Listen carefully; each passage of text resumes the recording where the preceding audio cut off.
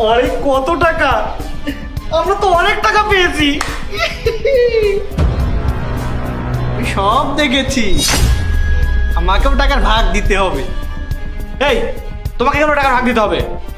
এই, তোমরা যার টাকা চুরি করেছে সে কিন্তু বাইরে চলে এসেছে আর তোমাদেরকে খুঁজছে।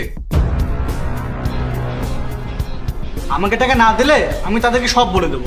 এই দাঁড়াও ভাই, এই নাও এক বান্ডিল, কিছু বলো না। এই তো ভালো কাজ করেছো। এই, এদিক দিয়ে যাও।